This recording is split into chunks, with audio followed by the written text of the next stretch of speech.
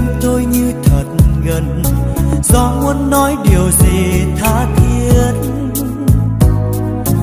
Gió vẫn nhắc một người đã ra đi không trở lại, nỡ mất chuyện tình không thể quên.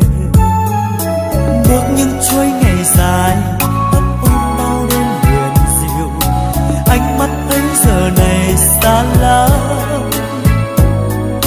Thoáng phút chốc giật mình, ngỡ như em đang thật gần, gió đánh thức vì tôi ngồi bên.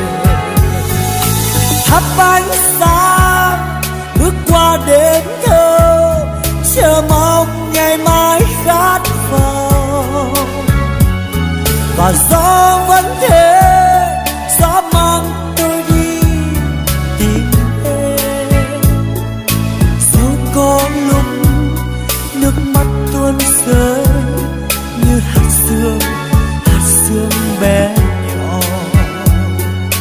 Gió sẽ hát gì sao, gió ru tim tôi ngày ngày mãi xôn xao.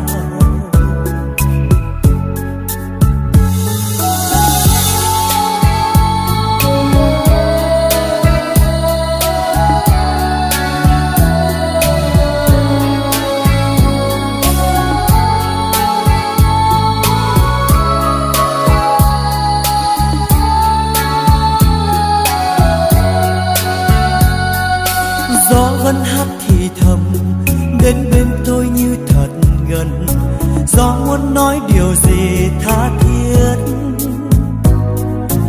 Gió vẫn nhắc một người đã ra đi không trở lại, nỡ mất chuyện tình không thể quên.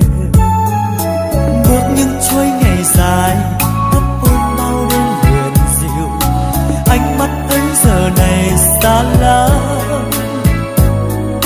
Thoáng phút chốc giật mình, ngỡ như em đang thật gần, gió đánh thức vì tôi ngồi bên. Thắp ánh sáng bước qua đêm thơ, chờ mong ngày mai khát vọng. Và gió vẫn thế, gió mang tôi đi tìm em. Dẫu có lúc nước mắt tuôn rơi như hạt sương bé nhỏ. Gió sẽ hát gì sao, gió ru tim tôi ngày ngày mãi xôn xao. Gió sẽ hát gì sao, gió ru tim tôi ngày ngày mãi xôn xao. Gió sẽ hát gì sao, gió ru tim tôi ngày ngày mãi xôn xao. Gió sẽ hát gì sao, gió ru tim tôi ngày ngày mãi xôn xao.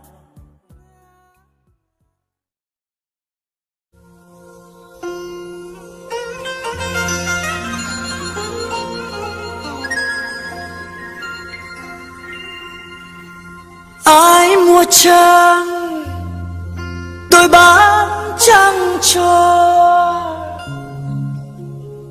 Trăng nằm im trên cành liễu đợi chờ.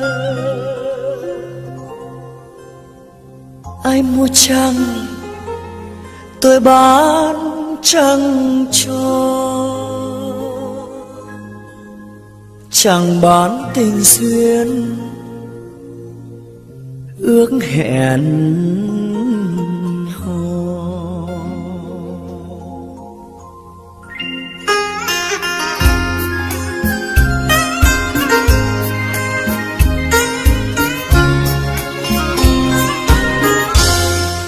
Đường lên dốc đá nửa đêm trăng ta nhớ câu chuyện xưa. Lâu ống hoàng đó thuở nào chân hàn mặc tơ đã qua. Ánh trăng treo nghiêng nghiêng bờ cát dài thêm hoang vắng tiếng chim kêu đau thương như nức nở dưới trời sương.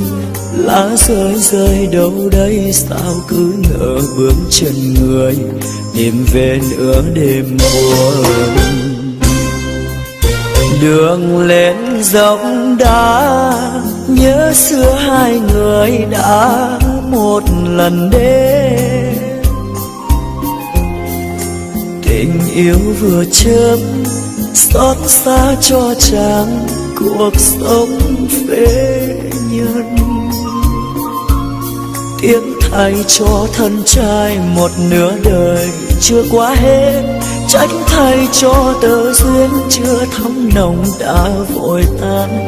Hồn ngất ngư điên cuồng cho trời đất cũng tan thương, mà khổ đau niềm riêng. Hàn mặn tớ xuôi về quê cũ dấu thân nơi nhà hoa.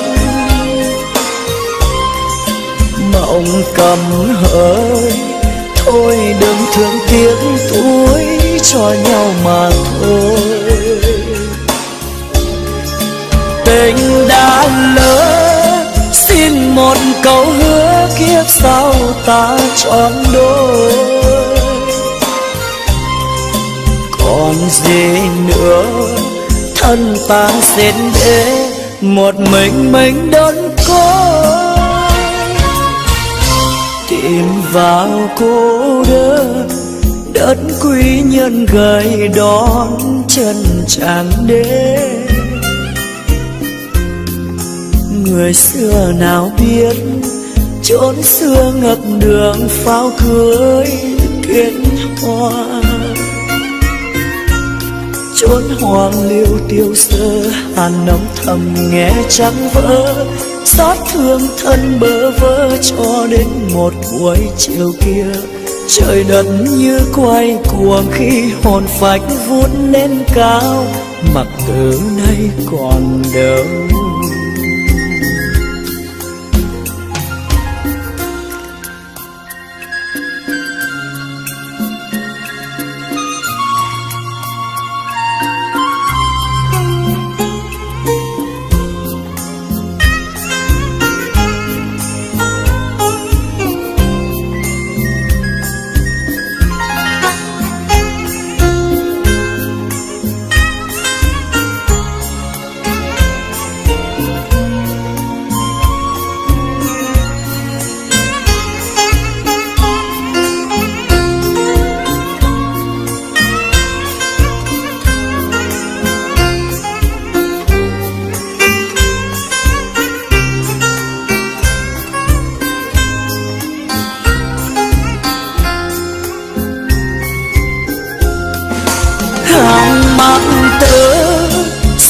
Về quê cũ dấu thân nơi nhà hoa. Mộng cầm hỡi thôi đừng thương tiếc tuổi cho nhau mà thôi. Tình đã lỡ xin một câu hứa kiếp sau ta trọn đôi.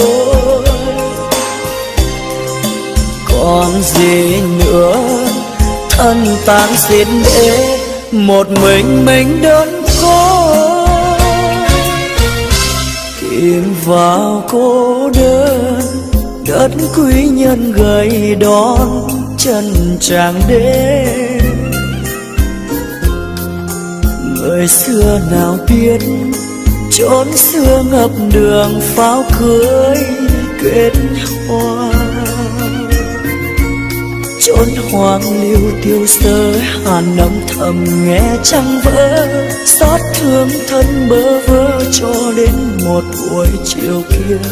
Trời đất như quay cuồng khi hồn phách vút lên cao, mặc từ nay còn đâu. Trắng và ngọc chẳng ân tình chưa phí. Ta nhìn cha khôn xiết ngậm ngùi cha.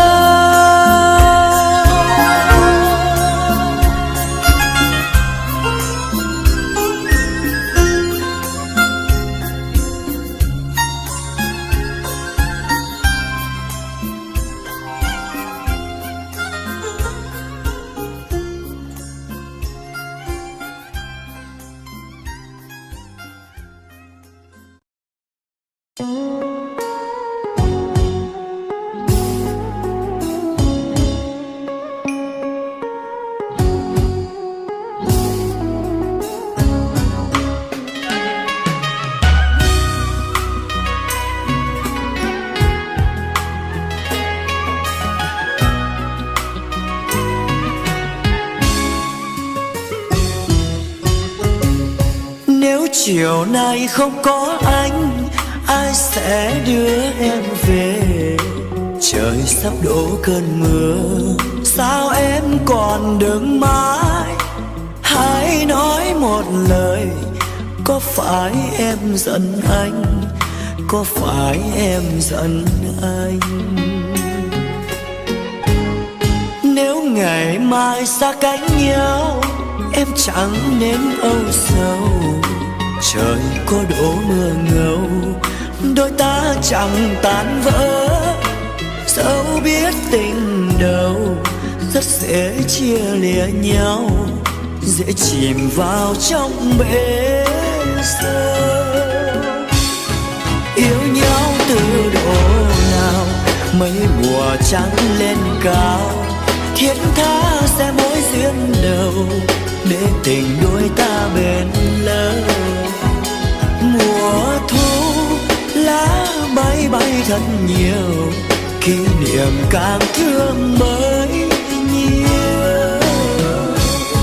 Nếu tình đôi ta dở dang, em hãy xem như là một giấc ngủ chiêm bao, mãi sau đành quên hết.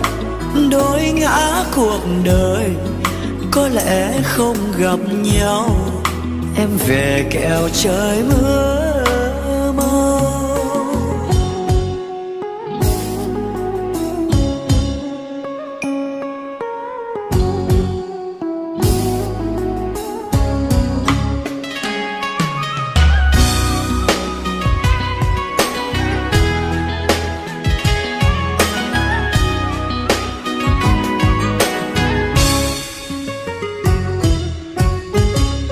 Nếu chiều nay không có anh, ai sẽ đưa em về? Trời sắp đổ cơn mưa, sao em còn đứng mãi? Dẫu biết tình đầu rất dễ chia lìa nhau, dễ chìm vào trong bể sâu. Yêu nhau từ độ nào, mấy mùa trắng lên cao, thiết tha sẽ mối duyên đầu, để tình đôi ta bền lâu. Mùa thu lá bay bay thật nhiều, kỷ niệm càng thương bấy nhiêu. Nếu tình đôi ta dở dang, em hãy xem như là một giấc ngủ chiêm bao, mai sau đành quên hết. Đôi bóng cuộc đời có lẽ không gặp nhau, em về kẻo trời mưa mau. Đôi bóng cuộc đời có lẽ không gặp nhau, em về kẻo trời mưa mau. Đôi bóng cuộc đời có lẽ không gặp nhau, em về kẻo trời mưa mau. Đôi bóng cuộc đời có lẽ không gặp nhau, em về kẻo trời mưa mau.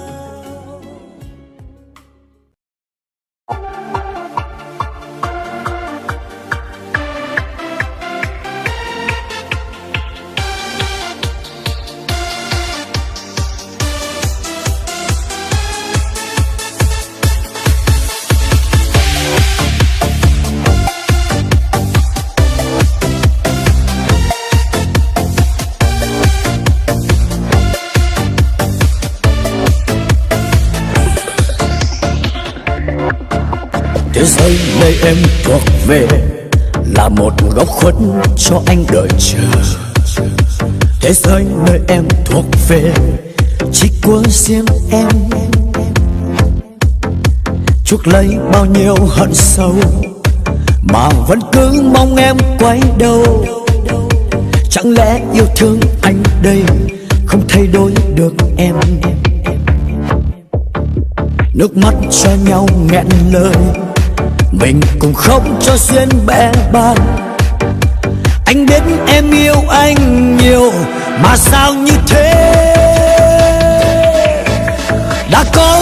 lần cố thay đổi số phận để sống bên nhau giống như bao người. Đã có đôi khi em nói sẽ quên đi cuộc tình ngoan trái để về bên anh. Đã có đôi lần cố thay đổi số phận mà cớ sao ta mãi không bình thường. Cố gắng bao nhiêu tan vỡ giấc mơ yêu, một đời rạng rỡ anh vẫn hoài đợi em.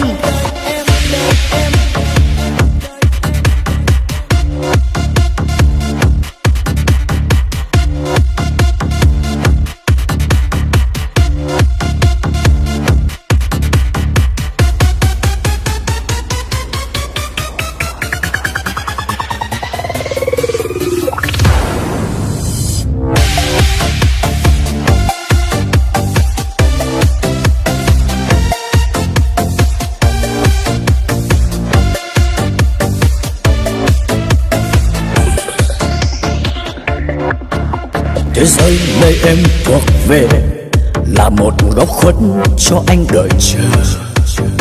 Thế giới nơi em thuộc về chỉ của riêng em. Chuốc lấy bao nhiêu hận sâu mà vẫn cứ mong em quay đầu. Chẳng lẽ yêu thương anh đây không thay đổi được em? Nước mắt cho nhau nghẹn lời, mình cùng khóc cho duyên bẽ bàng. Anh biết em yêu anh nhiều mà sao như thế? Đã có đôi lần cố thay đổi số phận để sống bên nhau giống như bao người. Đã có đôi khi em nói sẽ quên đi cuộc tình ngoan trái để về bên anh. Đã có đôi lần cố thay đổi số phận mà cớ sao ta mãi không bình thường. Cố gắng bao nhiêu tan vỡ giấc mơ yêu, một đời rạng rỡ anh vẫn hoài đợi em.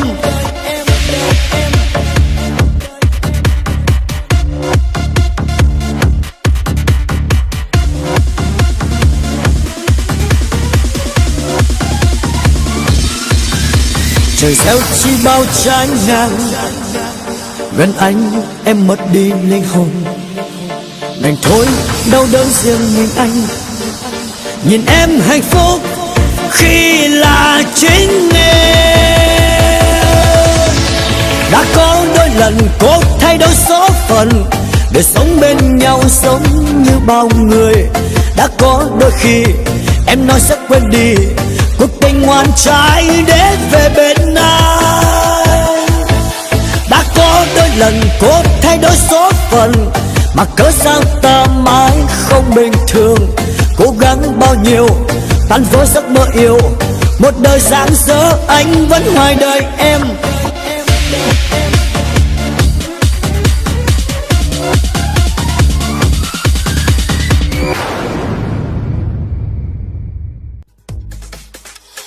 Thôi em ơi ta phải xa nhau thôi, đừng nói chi nữa lời gian dối ngày nào. Thôi em ơi tình đã chết thật rồi, còn đâu câu hứa chung đôi. Yêu thương xưa khi mình trao cho nhau giờ là những cay đắng.